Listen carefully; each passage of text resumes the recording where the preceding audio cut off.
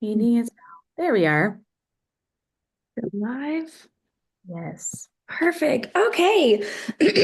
Sorry, everyone. We were having some technical difficulties.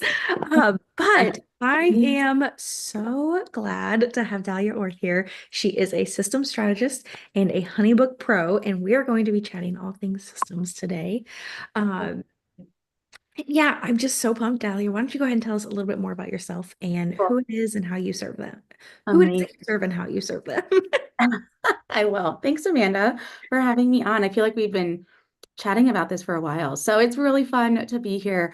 And to be, yeah, I love talking systems. I feel like, yeah, it's just my jam. And so hello to everybody. My name's Dahlia Orth. And as Amanda mentioned, system strategist, HoneyBook Pro, fancy way of saying basically I help business owners really take the mess out of their systems and try to like organize it, streamline it, make it more efficient so they can gain back time and freedom, but also so they can make more revenue because it's a dichotomy of both. So I love talking about all seasons of business with people. And I always say I like to meet people where they're at in every season of their business, whether you're somebody that's growing a business from the start and you need just a few basic systems, or you want to scale your business and everything in between.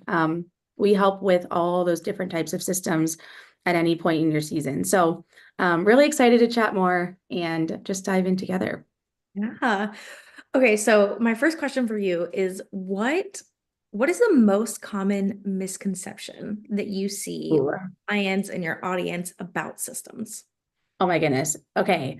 This is a fun question because it kind of takes iterations depending on the season of business you're in. So if you're like the 1 to 3 year business owner, you're typically like, I don't need a system yet. My business isn't big enough for a system. That's usually like the dialogue I have with people like, well, I don't need something right away because like I don't have that much growth yet. And I always say it's never too early to set up a system in your business because I always say it's not if the growth comes, it's when it comes. And so that is, I think, one of the first ones. When you start to get into like the 5 to 7 year mark, it can be a little bit more like, is this the best investment for me? Because, you know, there's business growth in there, but like maybe it's like I've got a few basic things. A lot of times the 5 to 7 business your business owner underutilizes your system. They go, I have the basics in place. I'm getting by with it. I'm totally fine. And honestly, it starts to creep into like more of the business owner in the like 8 to 10 year mark, but they don't know what they don't know. The possibilities very are greater when you kind of go like, oh, I didn't know the system could do that. And I didn't know the system could do that. So I think the biggest misconception all across the board is our system's really that important for Mm, me. And I always say, it's not until people feel the felt like pain point and the felt need that they kind of prioritize the system. A lot of people go into business and they go, I need a website, I need headshots, I need marketing, I need to know all these things, which are great, very important things. But I always say too, if you have the prettiest website in the world and you can get somebody in your inbox, then you have no way to serve them after they land in your inbox. We're only halfway there. I mm, mean, truly. So I think that's the biggest one is systems are more important than we realize. And they're more important not only for your time freedom, but also for your revenue, for your client experience, even for your retention rate. Like people, the kind of experience you provide people with really matters and they remember those things.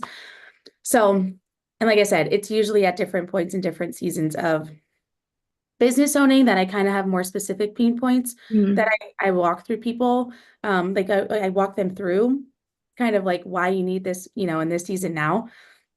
But I think one of the biggest ones is that systems are not as important as maybe my brand photos, or they're not as important as, um, making sure my colors look good or my website looks okay. Again, really important things, but you're only about halfway there when you're just missing the mark a little bit. That Yeah. makes I mean, I have a client right now who she she hired me to help with their marketing and it's Mhm. working. but she doesn't have the systems on the back end yet. And so she's simultaneously trying to serve all of these people that Yes. have come in from the marketing Yep. and also trying to create these systems now. And I mean, she feels spread very thin. She feels, Mhm. it's this continual like, okay, I'm serving these people, and as I'm doing it, I'm intentionally trying to create these systems, but also like I'm just trying to serve these people, and I wish I was doing XYZ, but I don't have the system in place for that yet. Mhm. And it's like, well, it's great the marketing's working. I'm glad. Yes. Yes. But you've got to be able to continue to serve your people well so that they stick around, right? Yes. And that A they little bit of, can recommend you. it's like a catch 22. Yeah. Like we get them to the door and then we have to like get them over the finish line, you know? Um, and both of are a little bit of a battle, right? Like you said, she's got all the marketing in place now, and you're like, yes, we are starting to get clients and leads like wildfire. But then if you have and what she's experiencing is again that felt pain point of I'm now playing catch up. Is someone going to slip through the cracks? What am I missing? Are they getting the stellar client experience I really want them to get? Or are they just like getting kind of a, like a lesser version of that? Because this is my bare minimum. This is all I can give them right now. I can't go above and beyond. Um, and that's what happens. I hate to be like bearer of bad news in that way. But the honest truth is, the amount of people that I get in my inbox that go, I know I could do it better and I don't know how I can get myself there. Or I know I can do it better and I just don't have the time, but I know I need to do it better. Is astounding. Like the amount of people, most people will probably be surprised. Because a lot of times I get people that are pretty successful in business Hmm. and they're always like, please don't judge my behind the scenes because you know, we all have that moment where they would go, please don't look at it because everything else looks polished and pretty, but my systems don't. Yeah. And that's okay. But my whole thing is you can't stay there because as your growth comes and you want to start scaling, it's just not sustainable. And I think that it sounds like even what your client's a little bit experiencing. Like for the interim, we'll probably just get by. But let's say she like 2 or 3 times her growth in the next few months because of your amazing marketing, then what is she going to do? Like what does that look like? It even, I think, ripples down to um, when you bring on team members. It's Mm. really hard Yeah. to bring on team members when you don't have systems in place because then you're playing catch up on your onboarding too. Instead of just going, here's all my stuff, here's how to do it. And then you can just like troubleshoot and train as you need. But it's a big ripple effect. And most people don't realize it until they are really in a desperate season of need for it. Yeah. Well, and from a client customer point of view, Mhm. the people, I don't think there's anyone I've hired ever that isn't absolutely incredible at what they do. That isn't so skilled, right? But the Yeah. people that I'm gonna shout from the rooftops about what a great experience I had are the ones that had systems in place versus the ones where I had to do follow up or I had to be like, what's going on? Like Yeah. it truly makes the difference between, wow, you're amazing at what you do, Mm, but this was just an okay experience, and you're amazing at what you do, and this was an incredible experience, and I'm gonna share about you with everyone? yes. Oh my goodness. I can't tell you the amount of times that when I talk with clients, especially on discovery calls, I go, and do you have this client touch point? Do you have this client touch point? And they're like, no. And I go, okay, this is what will, like you said, this is what makes you stand out amongst the rest. What is like your secret sauce, right? Is like these are the little things.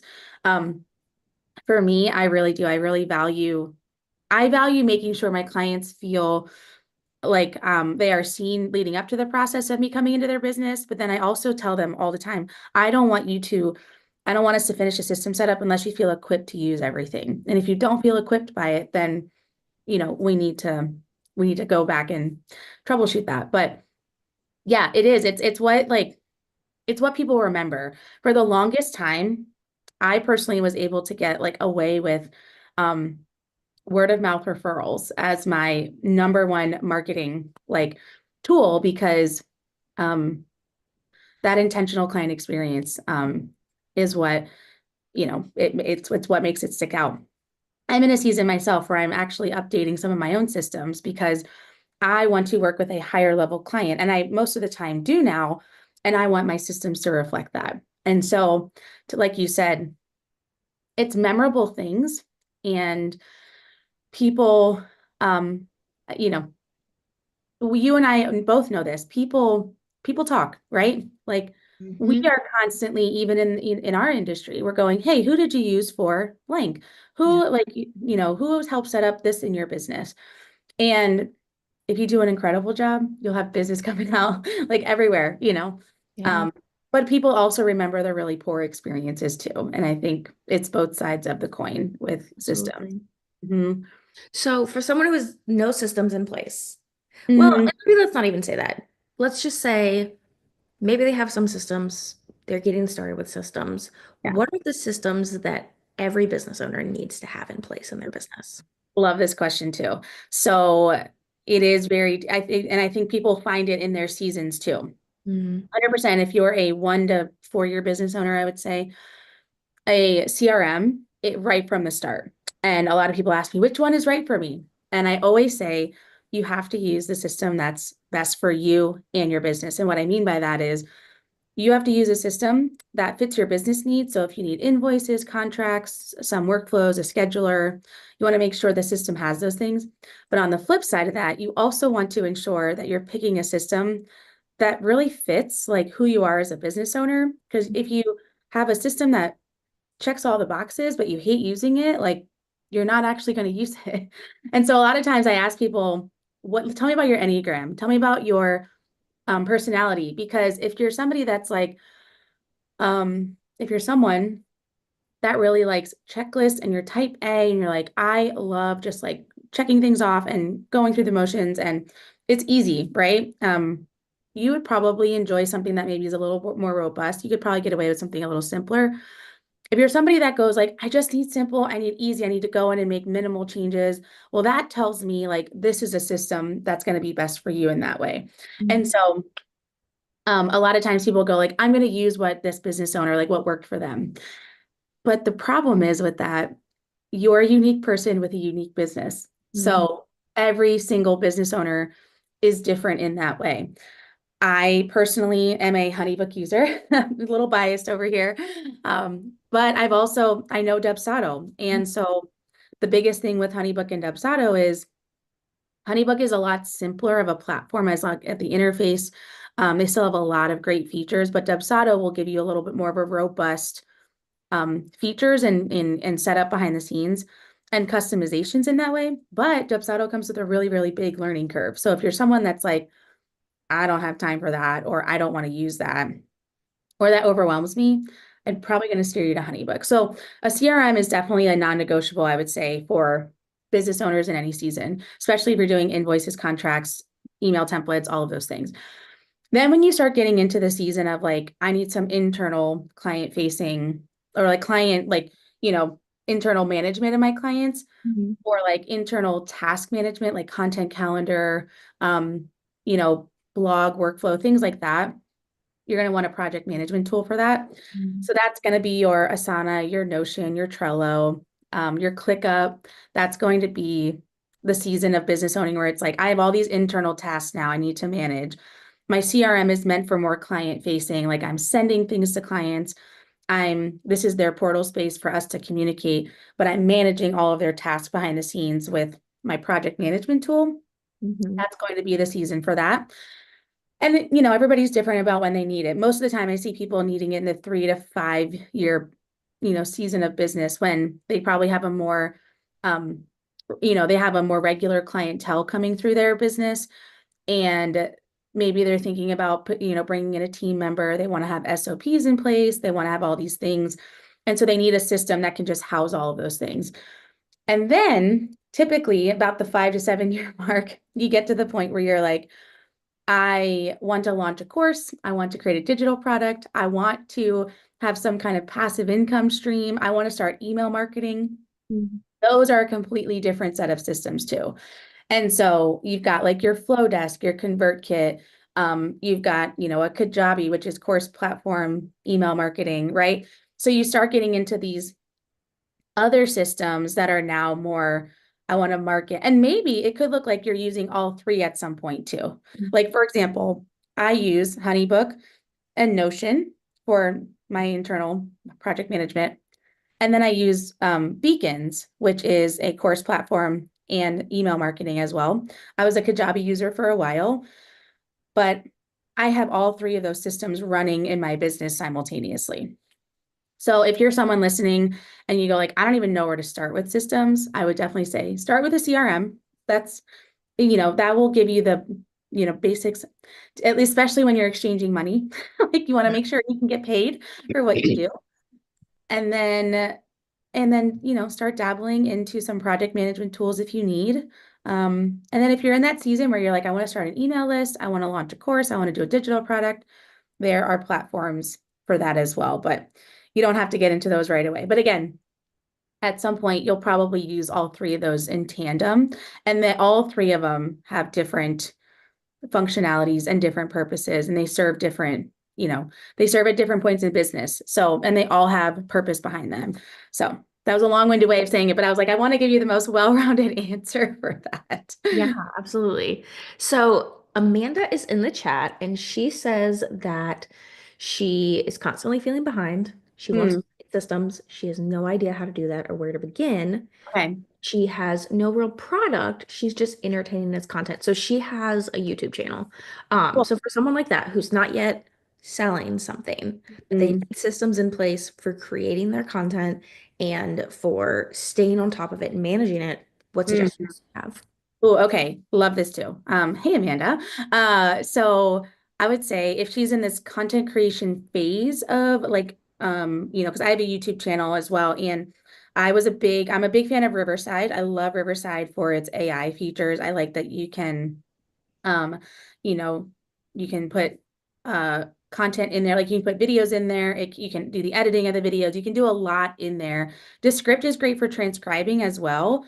Um, so I'd say if you're building the content and managing, the nice thing about Riverside, and I don't know if Descript does it, but like you can resize stuff for like Instagram and like you can resize content and repurpose it that way. And then I would have like a platform like an Asana or a Notion or a ClickUp to manage the content. So I personally use Notion for this. I built a content management like template around, and it basically says it's like a table and it says like uh, title of the YouTube channel or the YouTube video, the date that it aired. I tag it if it's like educational, inspirational, like systems focus, if there's a guest on it.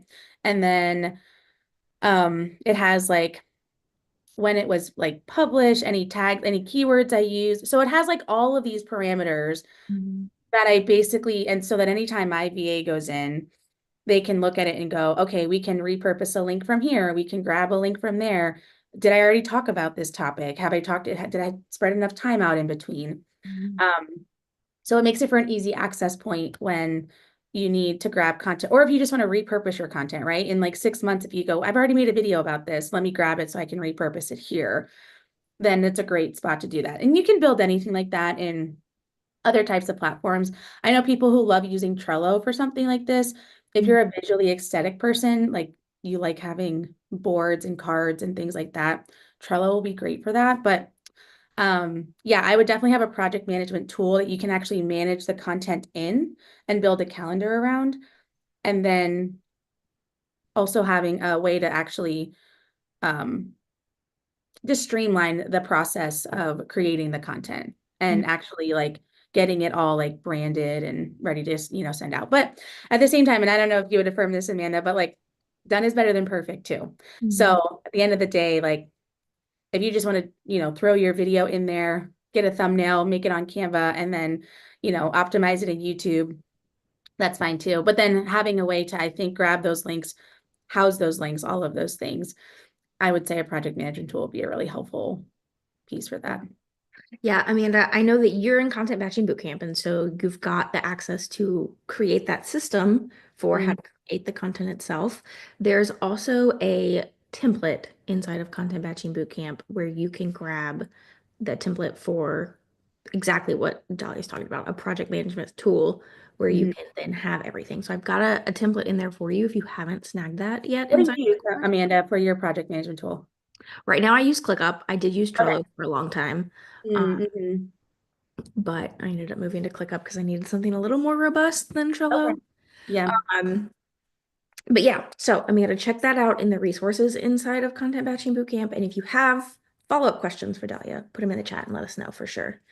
And anyone else who is here live, who's watching, any questions about your own personal systems, drop them in the chat because it was a great time to get an expert's opinion on them. Yeah. So, okay, earlier just to recap quickly, you talked about having client management systems with a CRM tool, Mm-hmm. external client management systems. Yep. You talked about having internal client systems, and then also just for your own business sake, a project management tool, Mm-hmm. Trello, ClickUp, Asana, Yeah. Notion. And then you also talked about marketing systems. Are there any other systems in place that you're like, every business owner needs these? Ooh, that's a good question. Well, if you're regularly building content, I think having like a Riverside or something. I am never like there's no shame in my game about using ChatGPT. Like I love ChatGPT. It can be so smart in streamlining some of the efficiency in that way.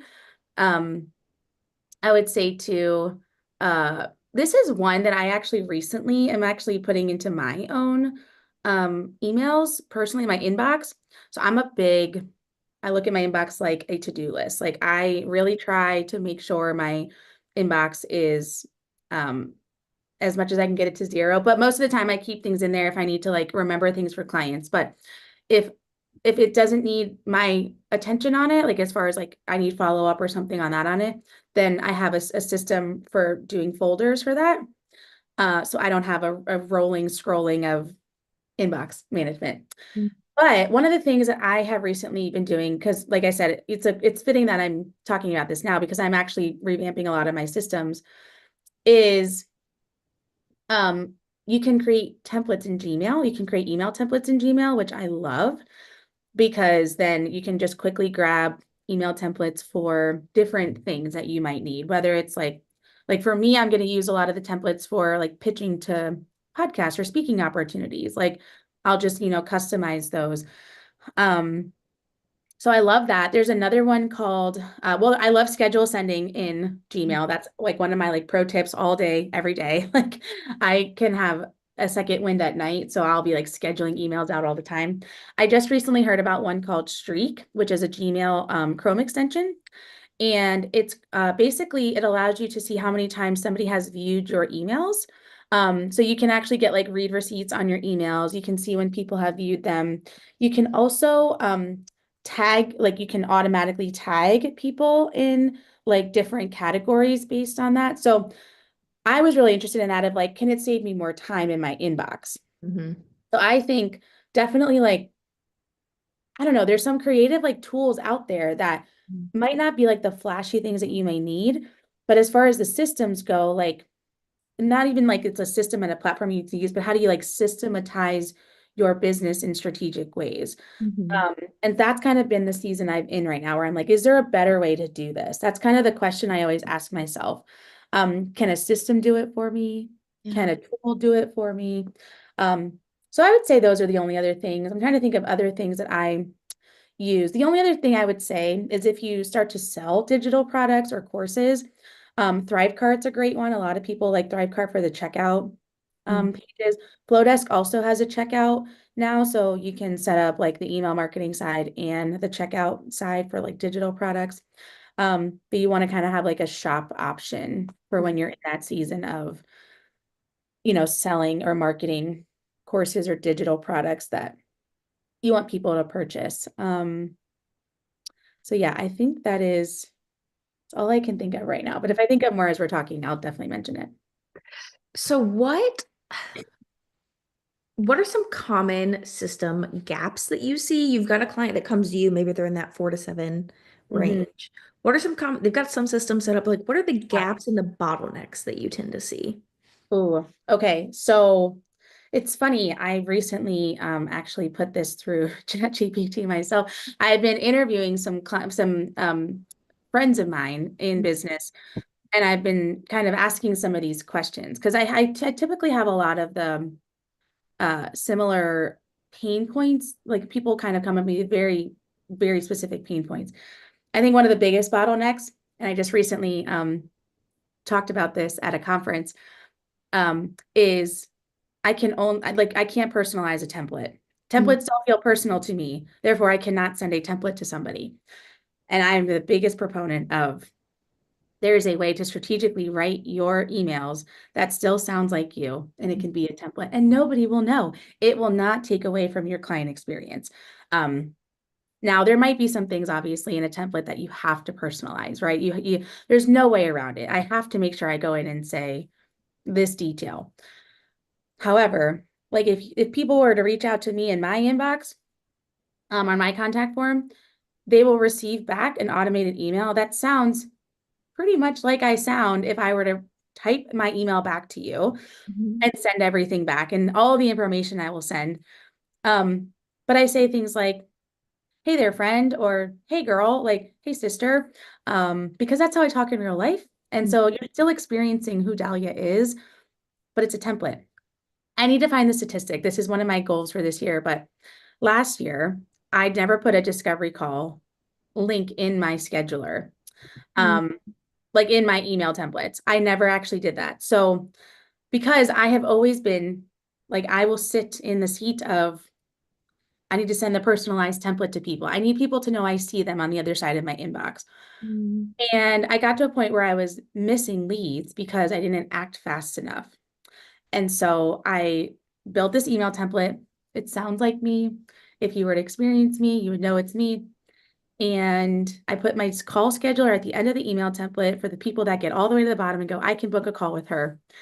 And let me tell you, the amount of leads and revenue that I probably 2 or 3 times both of those things last year because I just gave people the easy accessibility to me in my and having my link available in an email template. mhm, So I think that's one of the biggest ones I see for people is they feel like everything has to have a personal touch, and therefore um, a template cannot be used to the fullest extent because if it doesn't have their like stamp of approval, personal touch, my client doesn't feel served in it, then therefore um, it's not going to be as effective. And I think I'm a personal case study, and I mhm. would say it's not true. So I would say that's a big one. Well, and to your point, it's all about the copy that you write. Yes. Yes. If anyone watching Messaging. Mhm. needs copy for your templates, I got you.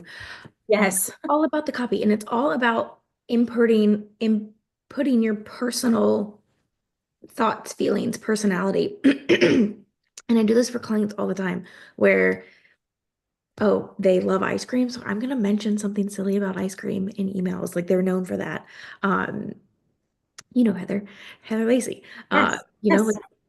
when writing emails for her, I put in all kinds of stuff about The Bachelor and The Bachelorette because she loves Yep. watching it and about how much she loves ice cream. Like everyone knows she loves ice cream. You put those little things in and they feel personal. In Yes. one of my own inquiry emails, I've got a line that says, no matter how many times someone fills out that application, I can't help but squeal. It's the kind of squeal that's basically on the same level as my, oh my gosh, we're on the way to Disney squeal. Like Yes. people that know I love Disney, it's this personal touch. A template doesn't have to be, hi, thanks for reaching out. It doesn't have to sound robotic. And Oh, it's all about the copy. That's really what it comes down to is yeah. creating copy that sounds like you, that puts your personality in there. And Mhm. then you're able, to your point, to not lose um, those inquiries, those leads, because you can respond immediately without having to respond immediately. Yes, exactly. And you don't have to be the one to send it. Like, Yeah. it is that moment of you're working and doing something else, and like leads are just coming in and they're being cared for and nurtured. And they also have action items. They know what's next. I always say just over communicate. Like give people, like don't give them too many options because that can paralyze them, but give them like the best next step. Is it the best next step? Like here's a couple of low ticket offers that I have that you can download. Here's a freebie for you. Or is it, hey, if this is a good fit for you? Let's schedule a call. Boom, call link right there. You know what I mean? And that alone is like such a small but like hugely mighty thing that people can do. But it is getting over the mindset that like templates are not as effective as if I just send it myself. Mhm. It's a huge bottleneck. And I would say another one, I was thinking about this just now, is um it's I can't relinquish control of my business to somebody else to take care of it. I can't care for my business like any or nobody else can care for it like I care for it. Mhm. And that is kind of the weight that I take on when I like people hire me. They're like, okay, what about this? And what about this? And I have to go to them. I will care for your business like it's my own. But it's really difficult. And I fully understand that. Like, this is your baby. You've built it from the ground up. And so a lot of times people will wait to have anybody help them in their systems because they feel like, well, they're not going to care for it like I would. Mhm. And so I can't hire somebody to maybe help with this one area because they're going to get it wrong or they're not going to, they're not going to provide the client experience I want, whatever that might be. And obviously that's, important to choose the right person. But too often people delay getting the help or support they need to help take their business to the next level because they're so afraid. They're either afraid for somebody to see all the behind the scenes Mhm. and the craziness that is ensuing, the chaos back there. And they're like, I don't want someone to judge me. Or they feel like I they won't care for it like I will. So I can't give them the keys to the kingdom, even though it could help me tremendously. So those are my top three, I think. Earlier, you mentioned that you are working on your own systems and you're working on making them reflect working with higher level clients. Tell me what you mean by that. How are you doing that? How are you making your Sure. systems reflect that? Yeah. So for the longest time, and I think you have known this, I've kind of been in this like weird season a little bit where my business has taken a lot of iteration. So a little bit of my history started as a photographer, was a virtual assistant for a season, and then back in 2019, 2020, I was an online business manager and then became a HoneyBook Pro. I'm one of the OG HoneyBook Pros. So I was in that first round of HoneyBook Pros when they first started they started the program. I had zero idea how it would affect my life. And then I just started taking a knack for systems. And I feel like I've been on a lot of like this like learning, growing, building phase. And I learned all these platforms. And so then, but I was setting it up for a lot of people too. And I realized that I work like I market a lot to a 2 to 4 year business owner, which I have things in place for people in that season, but I actually work a lot of times with the 6 to 10 year business owner who are like, I need systems like yesterday. Like I have this thriving business and I need this, you know. Um, and so I had to make this shift where I go, okay, if I want my dream client to come in here and work with me, what kind of experience do I want them to have? You know, um, and I want them to have this like very polished full court press. Like you are my top tier people, and I want you to get the best of me in everything that I'm serving you. And so I just realized that like I don't think my systems are in a way like I've gotten like personally, I have gotten by with what I've been doing, right? Like I'm really intentional about the back and forth. Mhm. But one of the things that I did recently is I built an entire client onboarding template in my Notion project management tool Mhm. because I was like, I want my clients to have a workspace where they know where to get real-time updates, where we can communicate to each other if I need a document from them, if I need a piece of information. I want them to be able to like see the entire system setup process from start to finish. And I want them to have due dates for what I need from them. And I want to have a way to easily communicate back and forth that's clean, it's efficient, it's really streamlined while also giving them this like very intentional client experience like I have over the years. But a lot of those things have just been like a more back and forth over email, maybe some Voxer in there, but not like a full workspace that was like, okay, if you have questions for me, you can post them in here. I will get back to you. There's a lot of that goes into setting up different platforms. And so that was a big overhaul for me recently. I recently finished it. And I'm actually doing like a little bit of a beta round with a couple of clients right now where I'm like, tell me what's working, tell me what's not, Mhm. because I want to get to a point where when I'm ready to onboard the next client, I go, here's the link to your, um, workspace. Here's the link to our HoneyBook portal so we can communicate back and forth. And then I think too, like having those things in place also kind of communicates like, you know what you're doing, I think that's one of the things that like there's this undertone sometimes of if you have really good systems in place and it's very easy for people to understand, they have a great experience with it, it's very easy to get into the platform. They go, amazing, I'm in here, I know what I need, what's expected from me. Then it does kind of allow you to be like set as the authority in that way, versus maybe, somebody that is just you're just kind of like it's kind of evident where it's like you're still like building this out and you're still trying to figure this out versus I know what I do and how I help people and what this looks like. So that's kind of been my big season right now. And I think just like refining some of my um just like who my offers are for, getting very specific in those ways. Because I want to have systems in place for future opportunities too. Like I go, if I have even like bigger clients come to me, like I don't want to be like running, like scurrying around finding my email template. I want it to go out to them.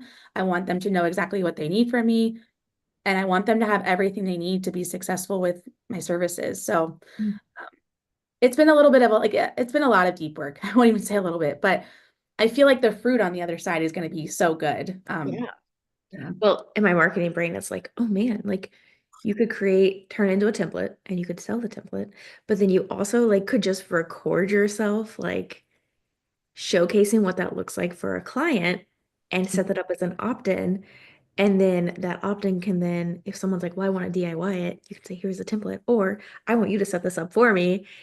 Here's Yes. how, and it's like, it just is such a, anyways, Yes. my brain is like, I oh, do love that. I was gonna say you're kind of we're on the similar wavelength because someone has told me that recently. They're like, you need to make a template out of this. I was like, that's a great idea.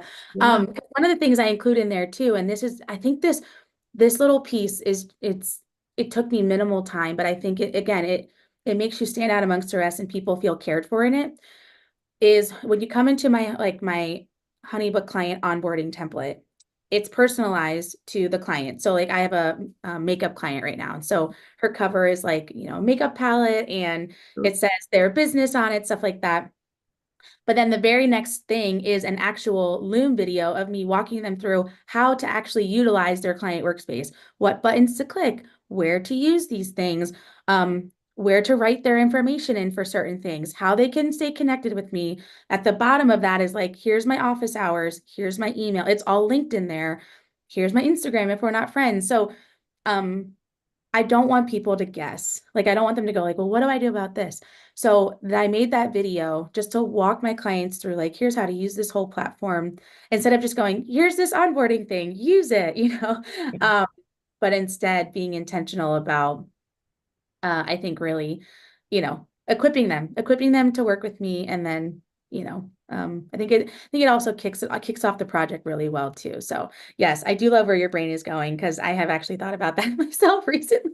I'm just like, and I am personally one that I just forget those things. I'm always like, people know this, right? People like. No, of course. Oh, I'm glad you said that and affirmed that.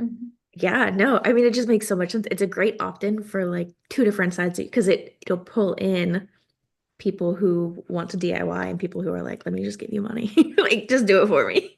Yes, yes, build this out for me, please, and thank you. Yeah, And that doesn't always work for every business either. Like, that's having it's an true. opt-in that can do that for both is not common actually. So that's pretty cool. Okay. So as an OG HoneyBook Pro, of course, we have to touch on HoneyBook.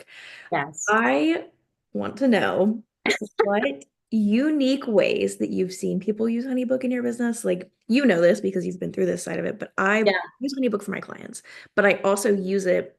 I have a whole separate brand within HoneyBook specifically for my content. And so podcast guests, YouTube guests, Yes. all those templates in there and all of that. Are there any other ways that you've seen people use HoneyBook that's kind of unique? Um, you know, let me think. I've had like people use different iterations of things for honey, but like I work with so many different people. I just finished a setup for a uh, a company that does social media marketing for wineries. Like that is their specific niche. They are just social media marketing for wineries. So I think a social media manager is another a unique one. But I Mhm. feel like a lot of people have a similar cadence of a workflow as far as like they send in, inquiry form. They might get on a call. If they don't get on a call, they usually send a pricing guide for people to pick and choose what they want. Um, I've done it where this is probably a unique one, but I've worked with rental companies before. And I've actually created the smart file into like a menu of all their services that people can then go in and like pick and choose what items they want and the quantities of items so that they can make it very unique to what they want. Um, so I've used HoneyBook in that way. I've definitely used it for like podcast applications or YouTube guests or things like that, where you can make a questionnaire into like a formal application. Um, yeah, I don't know if there's any other. I think it's just like everybody has like different iterations of things. Uh, I always say I'm a fan of creative end arounds. So I do love that people like make a workflow for like their podcast or YouTube guests because that's a very strategic system in there, even though it's not necessarily like it wasn't built for like podcasting per se, but like there's always a creative end around to it.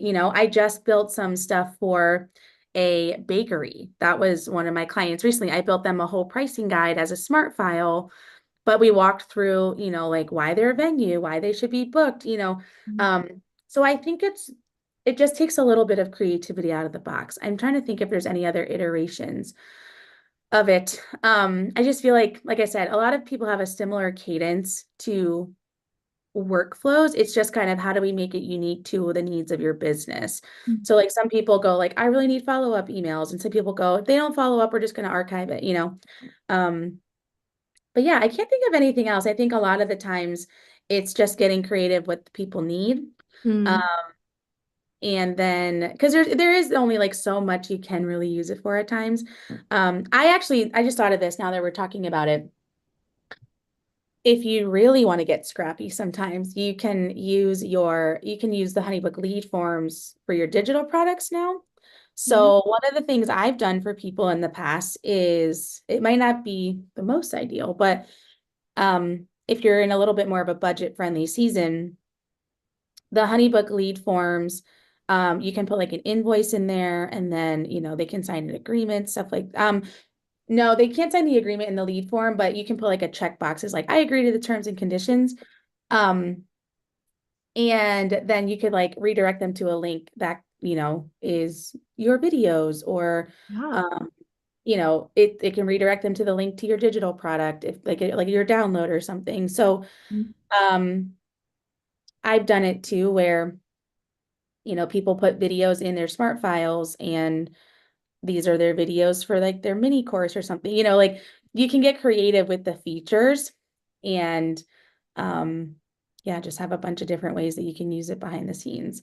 Um, but yeah, I think those are kind of the most unique ways I've seen recently. Okay. That's yeah. I'm like, man, how else can I be using it? Because I love I HoneyBook. know. Yeah, like I said, a lot of things have a similar cadence. I always say people need to use the scheduler is a big one, especially because they have that troubleshooter now where like if there's like a schedule conflict, it'll tell you. Mm. Um, the lead forms are pretty robust. I think template sharing is big, like smart file template sharing. It's a great way to potentially earn some passive income because if you build a template for yourself in HoneyBook and then you want to share it and you know charge people for it, like you could do that. So I think that's a big one. I'm trying to think of things that people like underutilize. They might, a lot of people underutilize great like not even just great email templates, but like this is something I do for a lot of my one-on-one clients. I always say templates are the foundations to every great system. So the email templates are the first thing I build because what I do is I map them out by steps. So I go, step number one, website inquiry response. Step number two, follow-up email one. So then when I'm about to build the workflows, I'm literally just following step one, step two, step three, you know what I mean? Yep. So like those are ways that I've creatively used that. But yeah, I think it's just getting creative with what the features are. I always say, when I sit back and look at it with clients, I go, okay, is there a way it's not meant for this, but maybe we could use it for this, you know? And Mhm. so it's just kind of thinking outside the box a little bit. But yeah, if I think of any other ways, or if I experience it with a client in a more creative way, I'll definitely tell you because um I think sometimes we can like limit ourselves. Like the system doesn't do it. I'm like, it doesn't do it the way you want, but Mhm. maybe we can find another way for us to do it. Around. Okay, Mhm. well, that's a really great segue into my next question, which is HoneyBook has been just adding tons of features lately over the last year or Yeah. so. But what are some of the lesser known features within HoneyBook that you've noticed that people tend to not know they can do and use? Mm-hmm. I definitely think the finance stuff has very underutilized things. Like there's that QuickBooks integration at time. Like, I mean, there's the integration that people can use.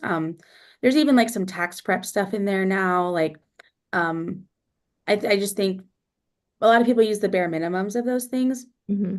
Um, I love that HoneyBook's email templates finally have smart fields in them. Hmm. Like little smart fields are huge for those things. Um, This is another one, and you know, this is with the scheduler, but there is a way to do, right now it's only a round robin, but you can put team members on your scheduler, but it's kind of a more like randomized, like if you have two team members, it's like it's hit or miss whether they're gonna, you know, it could be with like if you and I were on a scheduler together, they could schedule with one of us. Like they can't just pick and choose. But if you didn't care and you were just like, hey, they could schedule with one of our three people, you could utilize the round robin Cool. thing. There's definitely integrations, you know, Zoom, Google Meet. There's, I think one of the best features is honestly trying to use Zapier for something. So one of my favorite Zaps for people is um being able to, I just set it up for someone recently. There's two through Google. It's when somebody fills out your contact form, you can make an action, you can add them to a Google spreadsheet, like you can add them to a Google sheet. You can do a Zap for that. And then there's also one where when somebody signs a contract or makes a payment, you can actually build a new Google folder through Zapier that way. So like I think some of the features are a little bit more like deeper integration stuff, like you know, it's basic things, but um there it like again, most of the people come to me and go, I didn't even know that was possible, you know? So like those were a couple of little things that now when my client signs somebody on, Zapier will pull the first and last name information, make a new Google folder, and then my clients, you know what I mean? It just saves some extra time in there for people. I'm trying to think what else. We talked about template sharing. I like that with the smart files.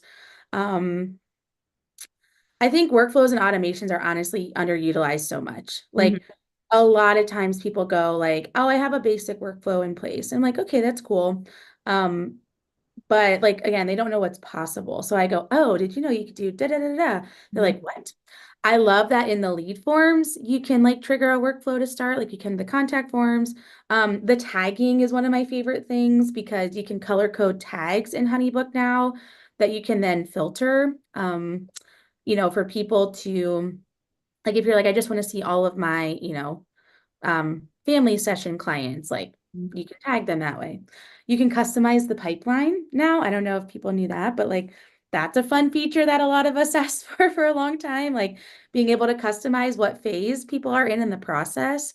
Um, and I would say too, honestly, I think the HoneyBook portal, like client portal space can be underutilized at times. Like people are like it's very clean way to do client communication back and forth. You can put documents in there. This is another one. I thought about it as we were talking about the portal space, but the meeting notes and agendas.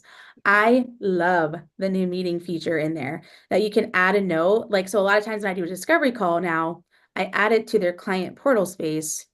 I add a note then all my notes are in there. And then the client can look back on them, confirm that they're right if they need to look back on them, but it's just a place to house everything. I always say everything needs to have a home. So I think that's some of the ones I would mention. Like I said, you know, a lot of times I experience clients who go like, again, they're getting by with the bare minimum. And so a lot of those features are like brand new to them. They're like, what? I had no idea. Um, yeah. And that just like really elevates all the things for them in business. So that's what I would say. Okay, well, I don't let anyone get away without giving a book recommendation. So, what is one book that you would recommend that everyone reads? And it can be business, but it certainly doesn't have to be. Hmm. Yes. Okay. So I have two. I have I one love that is one that is like more like feel good, and I love like a good like grit story. I love the Magnolia story. I love the story of Chip and Joanna Gaines and how they like came from their humble beginnings and built what they built. Um, it's like a very small town Texas, like it's so good because it just reminds me so much of like being a business owner in your season of like when you feel like you're starting something that like nobody's going to ever know exists, it. and like just the journey that they go on and how they like landed, their first like TV, like there's all the things that they like to go through. So the Magnolia Story is one of my favorite books because it's just fun and it's lighthearted and it's like real life stuff while also building this business. Mhm. And then for a business specific one, I actually just finished Graham Cochrane's book Rebel, and Mhm. I really enjoyed it because I was kind of in this season myself where I always say I run my business because of the lifestyle I want to build. Like people always say, like, you can make more money, you can do more things and but I'm like, I don't really want that. Like I want to live my life with freedom, be Mhm. able to pay my bills and want to be able to like go spend time with people I love, while continuing to make an impact. But Rebel was so good for me to kind of remind myself like it's okay to live in like to be a rebel in that way and to create the life you love around your business and not the other way around. So it was a really I think it was just a purposeful book for me in my season. So I think those would be my two. I have to check that one out. I have not even heard of that one. So, but it sounds, I mean, we have so many similarities as far as like Yes. we also both work in youth ministry. And yeah, I've come to the realization in the last year that my business, I love what I do and I love my clients and I love marketing, but my business is a way to support my ability to work in ministry. And like, because let's be real, it doesn't pay. Like, Yes. but the business provides. So, and to me, it's like, oh, that is different because I'm not just here to make a ton of money. I'm here to make what I need to make and to serve people really well. Yeah. But I also want to serve in other ways. I don't want my business to be my whole life. Oh yeah. Um, Mhm. anyways, I'm gonna check that out. That's a great recommendation. Yeah, just let me know what you think about it. Yeah, because I think, yeah, we can just there, especially in the online business space, there's just like pressure sometimes of like Mhm. more, grow bigger, hit six figures, Six do all figures. the things. Yeah, six figures is the jargon all the time. And it's like, but there's more to business in life than just finances. And so um yeah, I'm excited to hear how you enjoy that book because Yeah. to you similarly, I'm like, there's other areas of my life that I love, like youth ministry being one of them. Um, that I love that my business allows me the freedom to just like serve without having to even like think about business because I've just set it up in a way that gives me the freedom to let it go, and it'll be okay. And it always is. So yeah. All right. Well, how can people, we'll have website links and all of that in the show Yeah. notes, or yeah, in the description in the show notes, of course. But how can people connect with you when they're like, okay, system strategist, she knows what she's talking about. I Yeah. use HoneyBook or I want to use HoneyBook. How can they find you? Yes. So Instagram will be the best way. My Instagram is at Dahlia, DAHLIA.ORTH. Um, and love having all the conversations in the DMs, especially like the HoneyBook Dubsado conversation. That's always a hot commodity for a lot of people. But any systems questions I can answer. And then my website, dahliaorth.com, is a great spot. I have a YouTube channel too, so feel free to check that out as well. But yeah, I would say for more personal touch, Instagram would be a great way. And come say hi, come follow along. I love getting to meet new people. So thanks so much, Amanda, for this time Yeah. having me on. It's a joy, and yeah, I'm really grateful. So. Thank you for being here and for sharing your